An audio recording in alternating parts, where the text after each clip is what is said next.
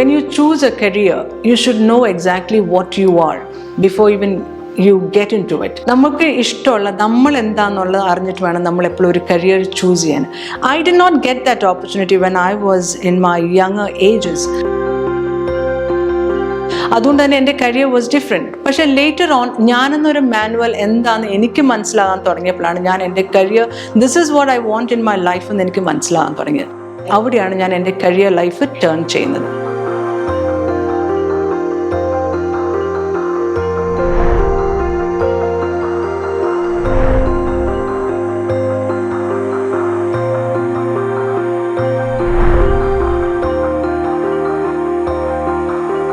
I'm Priya Jacob. ഞാനൊരു motivational speaker and counseling psychologist ആണ്. For me, life as a motivational speaker was not so difficult.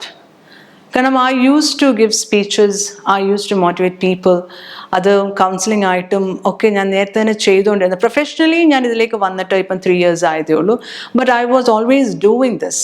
And ഇത് എനിക്ക് ഇനേറ്റായിട്ട് എനിക്ക് എപ്പോഴും ഉണ്ടായിരുന്നു. For a very long time, it was always there inside me, and I knew that was my purpose of life, and I knew I had to choose this. But it took me some while to understand that, okay, this is my field, and then that's how I changed my career into this. ഞാൻ U എയിൽ നിന്ന് കൊച്ചിനിലേക്ക് വന്നതും ഈ ഒരു purpose മൈൻഡിൽ വെച്ചുകൊണ്ട് തന്നെയാണ് I moved over to Cochin. ഇവിടെ 3 years ആയിട്ട് I have a clinic in Kadavanthra.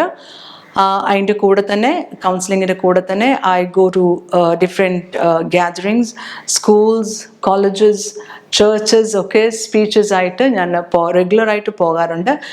And that's how I am now a full time motivational speaker.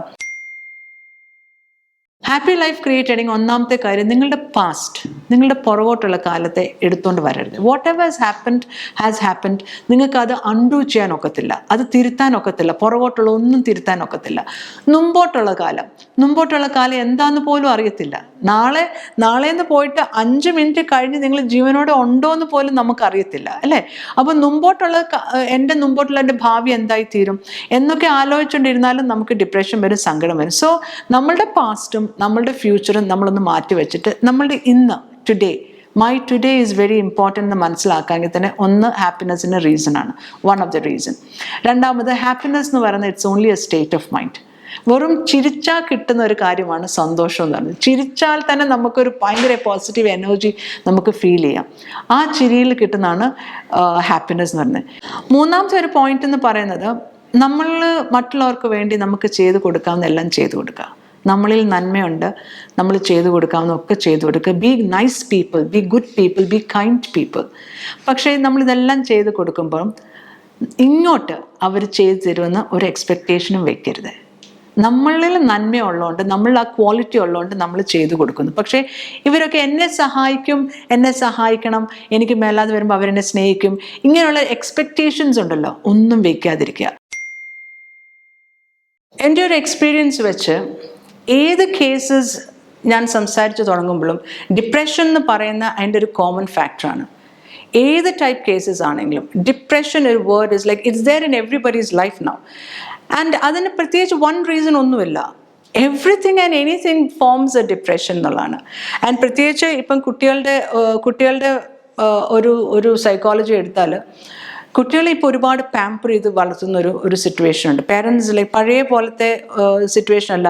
പണ്ട് പേരൻസ് പിള്ളേരെ വളരാനായിട്ട് അനുവദിക്കായിരുന്നു. അവരുടെ സർവൈവൽ അവർ തന്നെ ചെയ്യട്ടെ, let them find their path എന്നും പറഞ്ഞ് വിടുന്ന സിറ്റുവേഷൻ ഉണ്ട്. പക്ഷേ ഇപ്പം parents pamper children to that extent where children cannot face stress.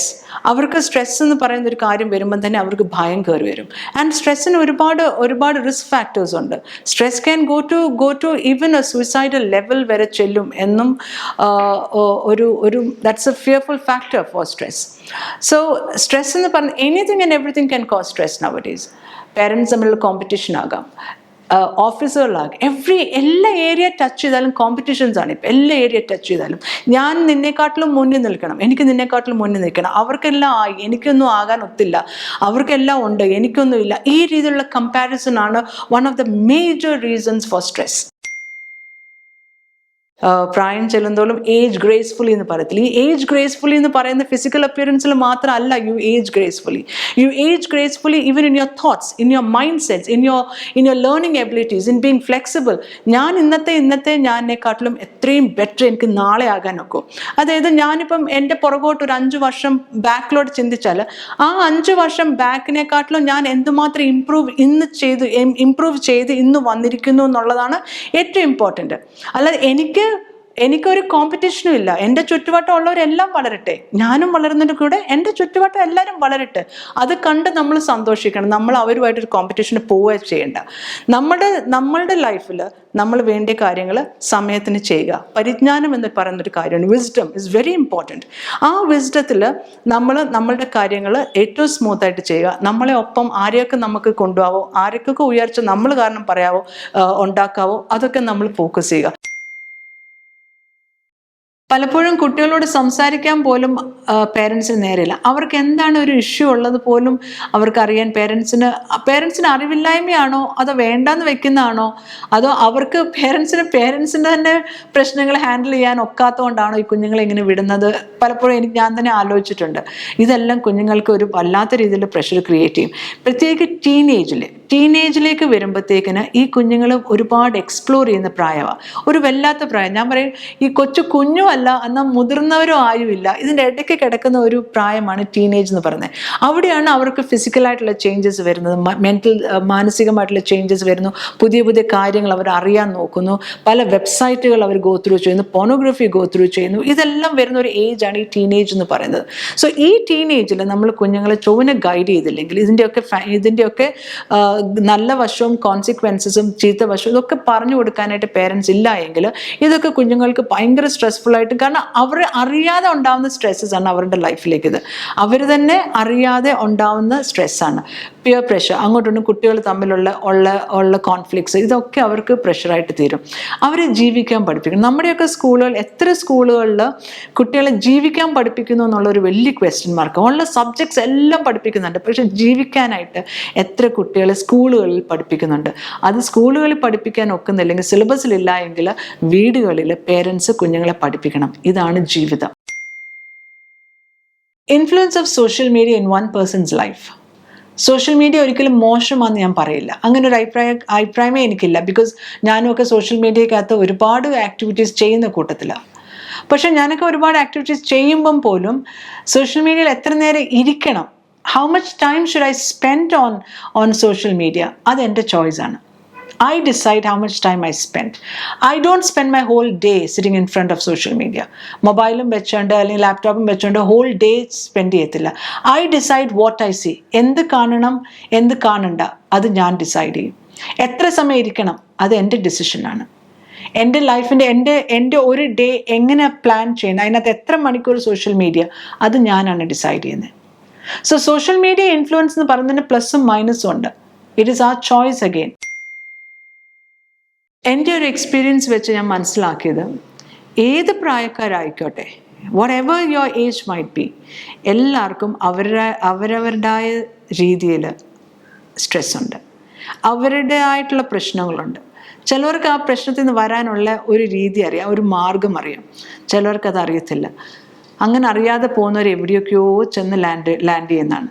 So ഞങ്ങളുടെയൊക്കെ ഒരു എക്സ്പീരിയൻസ് വെച്ച് ഏത് പ്രായക്കാരായിക്കോട്ടെ, അത് കുട്ടികളായാലോ ടീനേജേഴ്സ് ആയാലോ അഡൾട്ട്സ് ആയാലോ സീനിയർ സിറ്റിസൻസ് ആയാലോ, ഇറ്റ് ഡസൻറ്റ് മാറ്റർ.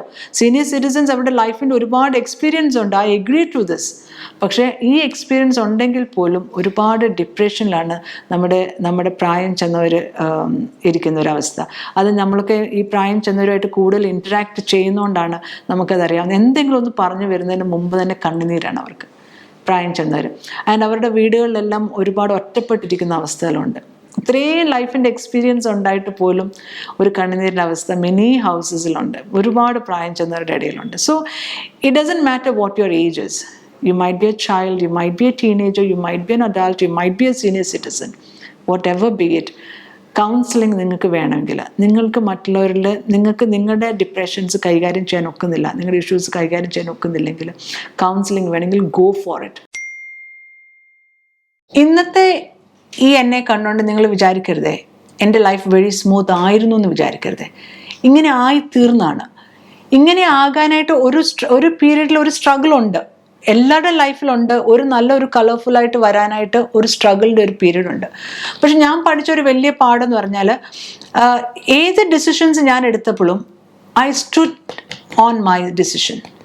അതിന് എൻ്റെ പേരൻസ് പലപ്പോഴും അത് വേണോ, അങ്ങനെ വേണോ, ഇങ്ങനെ ചെയ്യണോ എന്നൊക്കെ ചോദിക്കുമ്പോഴും എനിക്കൊരു ശരി എപ്പോഴും ഉണ്ടായിരുന്നു. എൻ്റെ ശരിയിലാണ് ഞാൻ എപ്പോഴും നിന്നത്. അഫ്കോഴ്സ് ഞാൻ അവരുടെ ഒപ്പീനിയൻസ് കേൾക്കുമായിരുന്നു. ഒപ്പീനിയൻസ് കേട്ടിട്ട് ഞാനായിരുന്നു എൻ്റെ കാര്യങ്ങൾ തീരുമാനിക്കുന്നത്. ഞാൻ എൻ്റെ ഒരു കാര്യം തീരുമാനിക്കുമ്പം അതിൻ്റെ നല്ല വശവും ചീത്ത വശവും അതിൻ്റെ എന്ത് കോൺസിക്വൻസ് ആയാലും അത് അനുഭവിക്കുന്നത് ഞാൻ തന്നെയാണ്. ആ ഒരു മൈൻഡ് സെറ്റ് എപ്പോഴും എനിക്കുണ്ടായിരുന്നു. So I took that risk in life. എൻ്റെ ലൈഫിൽ ഞാൻ ആ റിസ്ക് എപ്പോഴും എടുത്തായിരുന്നു. And I never fear taking risk. ഒരു റിസ്ക് എടുക്കാനും എനിക്ക് ഭയമില്ലായിരുന്നു. നമുക്കൊരു തീരുമാനം ഉണ്ടാവണം, നമുക്കൊരു വോയിസ് ഉണ്ടാവണം എല്ലാ കാര്യത്തിനും. നമ്മുടെ ലൈഫാണ്, അതിനകത്തൊരു ഗ്രിപ്പ് നമുക്കുണ്ടാവണം എപ്പോഴും. ആ ഗ്രിപ്പ് വിട്ടിട്ട് എന്തിലായി തീരട്ടെ നിങ്ങൾ വിചാരിക്കരുത്. പിന്നെ മോറോവർ എബവ് എവറിത്തിങ് ലൈഫിനെ കോംപ്ലിക്കേറ്റ് ചെയ്യാതിരിക്കുക. നമ്മൾ ഈ ആവശ്യമില്ലാത്ത ചിന്തകളെടുത്ത് അയ്യോ അവരെന്ത് പറയും, ഇവരെന്ത് പറയും, ഇതൊക്കെ അങ്ങനെ ആവുമോ ഇല്ലയോ, അറിയാൻ മേലാത്ത കാര്യങ്ങളെക്കുറിച്ചൊക്കെ വിചാരിച്ച് കോംപ്ലിക്കേറ്റ് ചെയ്ത് ഒരു സിമ്പിൾ ലൈഫിനെ വലിയ ഇതായിട്ട് കുതിപ്പെരുപ്പിച്ച് അങ്ങനെ ഒന്നും ചെയ്യാൻ നിൽക്കണ്ട. ലൈഫ് വെരി സിമ്പിളാണ്, കോംപ്ലിക്കേറ്റ് ചെയ്യാതിരിക്കുക. ജീവിതത്തിൽ എന്തെങ്കിലുമൊക്കെ ചെയ്ത് ഇറങ്ങിത്തിരിക്കുക, ചെയ്യുക. തോറ്റാ തോറ്റു, എന്താ പഠിച്ചതെന്ന് ചിന്തിക്കുക. ജയിച്ചാൽ എവിടെയെങ്കിലുമൊക്കെ ചെല്ലും. പക്ഷേ എവിടെയെങ്കിലുമൊക്കെ ചെല്ലണമെങ്കിൽ, ഉയർന്ന് പറക്കണമെങ്കിൽ ആ റിസ്ക് എന്നും എടുത്തേ പറ്റുള്ളൂ. സ്വന്തം തീരുമാനങ്ങൾ എടുത്തേ പറ്റുള്ളൂ. സ്വന്തം കാലിൽ നിൽക്കണമെന്ന് ആഗ്രഹിച്ചേ പറ്റുള്ളൂ. You will reach somewhere.